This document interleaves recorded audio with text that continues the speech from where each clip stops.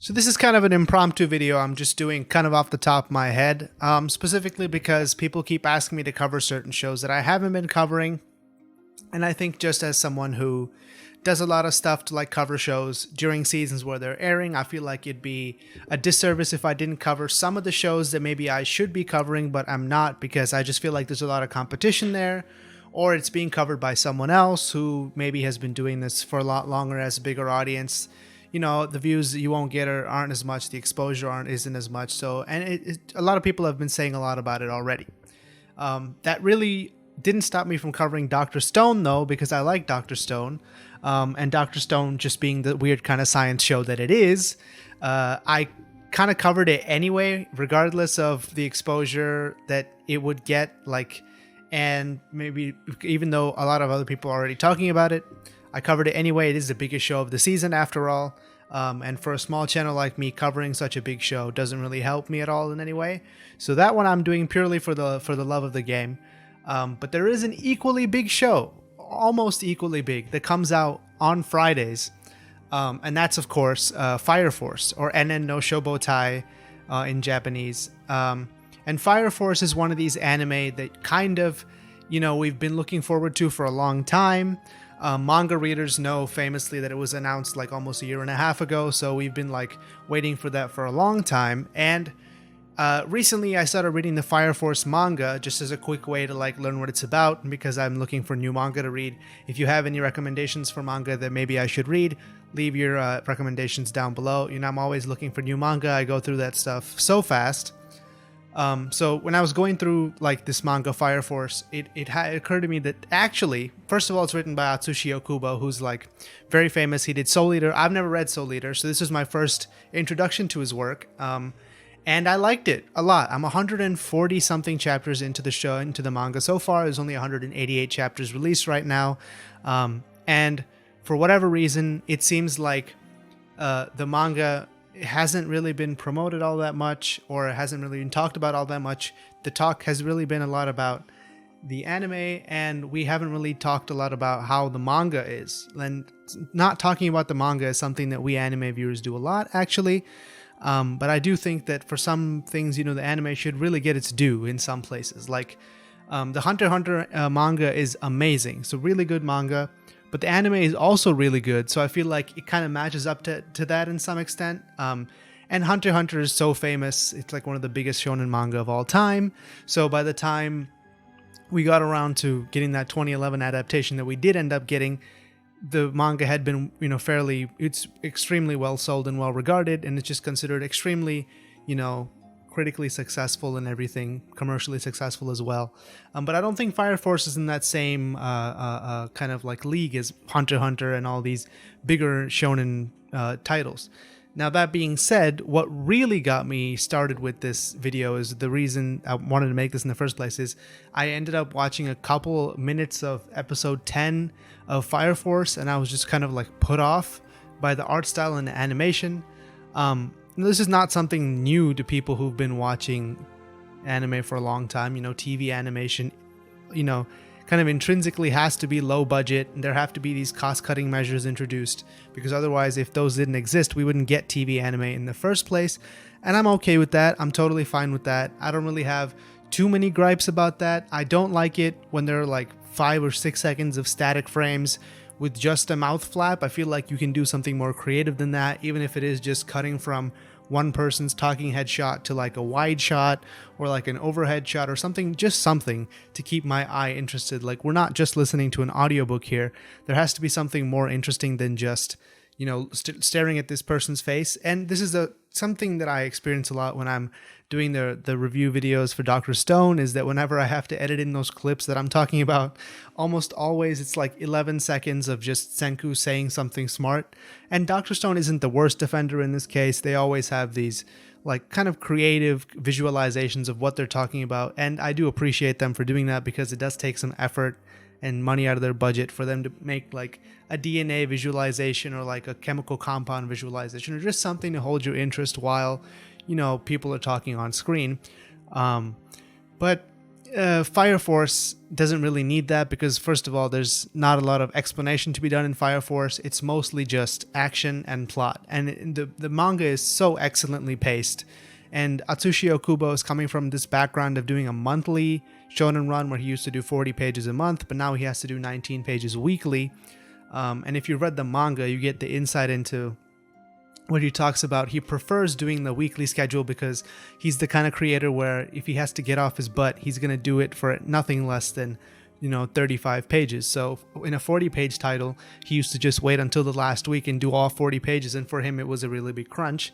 Whereas now he only has to do 19 pages a week, and he says this fun only starts when you get 20 pages into the comic in the first place. So for him, it's pretty easy to churn out these 19-page weekly editions, and it's not published in Shonen Jump. Actually, Fire Force is one of those rare properties that's published in Weekly Shonen magazine. It sounds very similar to Weekly Shonen Jump, but it's not the same thing, and it's been going since 2015, so we've been getting chapters of it forever. And I don't know how to check the rankings of Weekly Shonen magazine because it's not as widely published as Weekly Shonen Jump, but the production of the anime was pretty widely publicized. And Original has been pushing it pretty hard as one of their simulcasts, and along with Dr. Stone, it's probably one of the biggest animation, events of the season, other than, probably Promare and all the movies that have been done. But for some reason, when I watched this episode 10 of this show, it just stuck out to me as incredibly just kind of mediocrely animated. Now, TV animation has never been like the pinnacle of animation achievement. I feel like that title has been passed down from the old school, like high budgeted anime OVAs in the 80s to Ghibli movies in the early 2000s to now. I think the cutting edge of animation technology is really actually in video games, where you feel like a lot of the video games that are doing things entirely differently than anyone else, and they're putting a lot more budget and a lot more time into the animation productions than pretty much any other production in the world is doing. Because even a movie like Your Name, which is one of the biggest anime movies of all time, only had a production budget of like 30 million or 20 million, or very small production budget for the amount it ended up grossing. Whereas, a AAA blockbuster video game could have just a production budget of like 200 million, 250 million. Like Destiny 2, I think cost $300 million to make or something like that. And for a game to have that kind of budget allows you to really have more leeway with how creative you can be with the animation. Now, that being said, game animation is a whole nother side of things, and it's not really the primary focus of the type of animation that we like to watch. We like to watch narrative animation. Now, some games are more narrative than games in the first place, so if you want to look at it through that lens, then games as a narrative can be something else. If you play any visual novels, if you play any kind of storytelling focused RPGs, you already know that game animation can be next level. Famously, Ni no Kuni looks basically like a movie with video game parts in between, and there have been cinematic sequences in video games for as long as we can remember. But specifically with Fire Force, the problem I have is we're in this trend in the anime industry towards more and more, effective use of 3D animation. There are many reasons why 3D animation is, easier to use. Like you can move camera movements without having to redraw every single frame of the animation of an object in the background, for example. You could just do character animation and have the camera move around to wherever you want it to be. You can have all these 3D rendered assets that could have really high detail because you're never going to have to redo them. You can just reuse them whenever you want in whatever shot.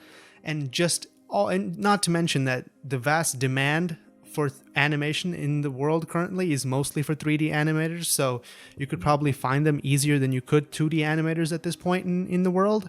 And that's not, I don't think you can dismiss that, because 2D animation, where exactly are you getting jobs right now in the industry? Are you going to work in 2D animation in the West? 2D animation in the West is somewhat, diminished and really not intended for anyone other than children at this point, because they're not willing to invest in, properties for adults based on 2D animation. 3D animation is the same in the West. But they also have 3D animation VFX for all these movies that are coming out, and there are all these artists that are training 3D animation, so you could probably find people easier than you could 2D animation at this point. That's just one part of it, but like I said, the production workflow for 3D is way easier, and so every single anime is going out of its way to just shove more and more 3D animation into the frame, and they're not really good at it yet, to the point where there are just these immersion breaking sequences where 3D animation happens and you're like, oh, that was 3D animated, and then we cut back to a static frame of somebody saying some words for 5 seconds, and then we have another shot where they show more 3D animation and it just looks bad. Now, that's not my only problem with this show. Another problem I have with the show is the backgrounds are so bland. Okay, so in this specific episode, episode 10, they're going to see Amaterasu, which is the main thermal power plant at the middle of Tokyo City. It's the giant, heart of the Empire of Tokyo in this anime, in this manga. So when they see it, when they show it in the manga, it looks like some next level precursor god level type technology. It looks like it's just towering over everyone. And then they show it in the anime and it looks like a chimney. And it's bellowing out all this 3D animated smoke. And it just looks so flat and bland. And for the life of me, I can't imagine why they would do it this way. I don't know why they would do it this way. It doesn't really make sense. It's supposed to have some gravitas. And, as someone who's read the manga like all in a week, I feel like I've gotten that emotional attachment to these characters. And I really feel like some of the casting they did for the voice actors is also off. I feel like a lot of the choice of the main character, Shinra Kusakabe, I feel like he should have more edge to him. He sounds just like a vague, generic shonen protagonist, which is, I guess, fine for some, but he's called the Devil's Footprints. Like, this is like nickname that he has. So when he walks around sounding just like light novel guy from another anime, to me, it takes the darkness out of it, it takes the edge out of it, and kind of, I think, defeats the purpose of it. No spoilers for the show, obviously. I'm way ahead of where they are now in the anime, so I'm not going to say anything too crazy, but just, I wish they had taken more chances with it, And David Production, the company that made it, is not like super famous. The most famous thing they've done has probably been the JoJo series and like the Monster Hunter anime that was there for a while with all those chibis.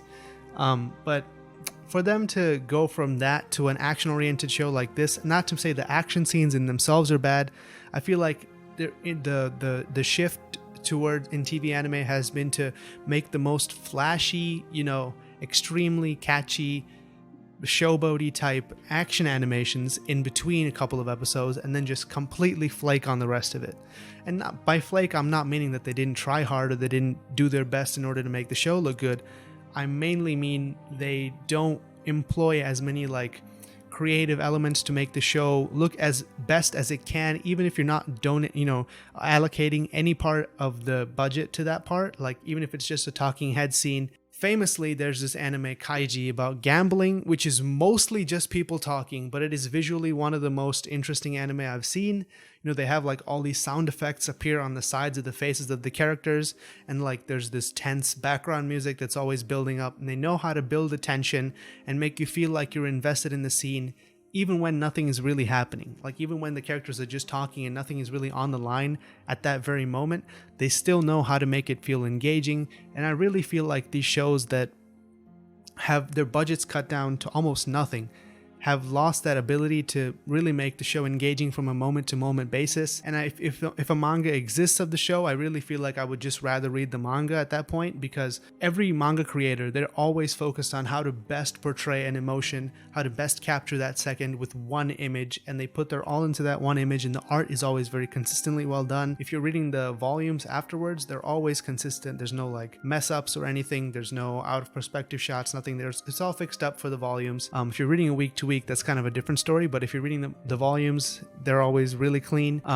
And you could say the same for like the Blu-rays of the animes, but I feel like even there, the creative choices can't be fixed. Like, if you're just holding on a flat shot of 3 characters talking, and then you just close up to one of them, just talking a little bit more closely, with no real build-up of any kind of music to suggest that something important is happening, or like that we're moving towards some kind of emotional climax. I feel like the shows have gotten so flat in that sense, and they've allocated all their budget to these action shots, which are actually quite flashy. The action shots in Fire Force are at that level where they're actually really good looking.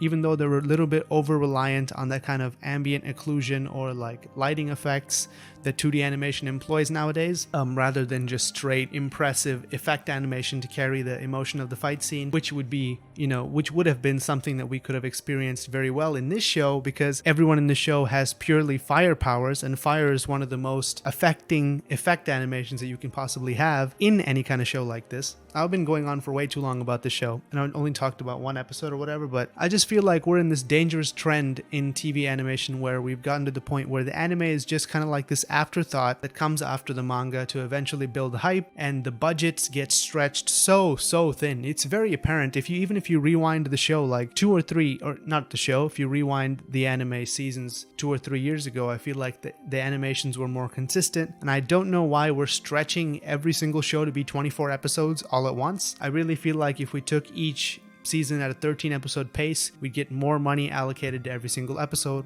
To every minute of animation, we might get double the budget that we have now. And I would much prefer to see that on screen that could bring justice to the mangaka's work than something that's kind of just tossed out there to get more publicity and to sell more volumes of the manga. Now, that being said, I haven't watched the other 9 episodes of the show because I didn't think I was going to cover it at all, and I found the manga much more compelling, but that I just thought I'd catch up before the first, core winds up. And I'm not persuaded to keep watching, to be honest. Perhaps I would feel similarly if I were to read a manga like Dr. Stone. Maybe I would not even watch the anime of that. But Fire Force in particular, I think, does some things that it goes out of its way to 3D animate some things that maybe they should have just stuck with 2D animation, hired some people to draw some vehicles, or allocated more of a budget to the vehicle animation, because there's a lot of vehicles in the show, there's a lot of machinery, there are a lot of effect animations for sure, and I feel like they just missed the point of it entirely. And we were kind of in between point where the anime doesn't really exist for its own sake, it exists to sell more manga, which has always been the case, but now I feel like we're devolving into that more, especially because the Fire Force manga was such a big hit, and there are like 22 volumes of something published of that, and it sold a heck of a lot of copies. I think we're just falling into this place where we need to be careful about, do we really want TV animation to be something that exists purely for commercial reasons, which is what it's becoming nowadays, I feel, because of the seasonal schedule that we have. And I think most people don't even remember their favorite shows from 2 seasons ago, much less last year, much less the year before that. And only even the real standouts from every year don't really make it into the popular culture unless they're extreme breakout successes like the first season of One Punch Man or the first couple of seasons of Attack on Titan. I haven't watched Attack on Titan season 3 to completion, so don't complain that I don't know what that's about, but Attack on Titan has definitely made it into the mainstream, and I really don't feel like you make your buck back on making an anime like this unless you do get that kind of public exposure. Like an anime like Fire Force, for a manga that was published in not the most premier shonen magazine in Japan, for it to make as much bank as it is making, that it's being streamed on Borush, basically means that they were able to recoup their production cost. Does that mean that we're going to get more shonen anime like this where the anime just exists to promote the manga? I don't really know, and I don't really want to find out, to be honest. That's it for my extremely depressing rant about Fire Force. This is kind of just an off the top of the head video. This is all for audience engagement anyway. I just want to let you guys know what my thoughts are, so you can let me know what your thoughts are. Comment down below, like, what do you think about Fire Force? Should I talk more about it? Should I treat the anime more seriously? Because to me right now it seems like kind of a letdown from what the manga was, to be honest. And I don't think I'll be returning to it unless something extremely drastic happens. That was this video for this week. I'll talk about Fire Force. Maybe next week I'll talk about Demon Slayer, because I feel like I was a little bit too quick to judge that anime. It seems like a lot of people like it now, so perhaps it's worth a revisit in that sense. I have a lot of catching up to do in that show. So that's it for this weird episode. Let me know what you think about Fire Force. Thank you for watching. Like, comment, subscribe, all that good stuff. And I'll see you in the next video.